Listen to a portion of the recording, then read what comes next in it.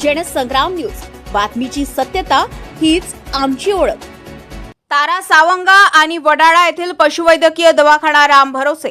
आष्टी तालुक्यातील तारा सावंगा आणि वडाळा येथील पशुवैद्यकीय दवाखान्यांच्या कारभारावर गंभीर प्रश्नचिन्ह उपस्थित झाले। दवाखान्यामध्ये डॉक्टर नियमितपणे उपस्थित राहत नसल्याचा आरोप ग्रामस्थ आणि पशुपालकांकडून करण्यात येत असून जनावरे आजारी पडल्यास उपचारासाठी मोठी धावपळ करावी लागत असल्याची तक्रार आहे। आष्टी तालुक्याच्या शेवटच्या टोकावर असलेल्या तारा सावंगा आणि वडाळा येथील पशुवैद्यकीय दवाखाने सध्या अक्षरशः राम भरोसे सुरू असल्याचे चित्र दिसून येत आहे।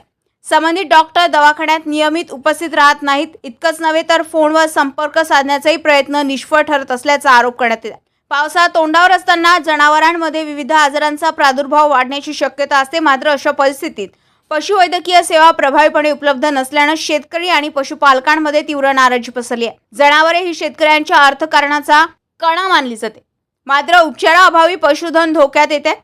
अनेक वेळा दवाखान्यात जाऊनही डॉक्टर अनुपस्थित असल्याने खासगी डॉक्टरांकडे धाव घ्यावी लागत असून त्यामुळे अतिरिक्त आर्थिक भार सहन करावा लागत असल्याची तक्रार आहे।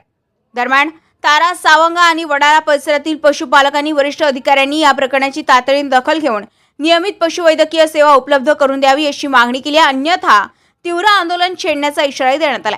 शेतकऱ्यांची जनावरे आजारी, दवाखाने ओस आणि डॉक्टर संपर्काबाहेर, अशा परिस्थितीत पशुवैद्यकीय सेवेचा लाभ नेमका कुणाला मिळतोय हा प्रश्न आता उपस्थित केला जात आहे। नरेश भार्गव, जनसंग्राम न्यूज, आष्टी।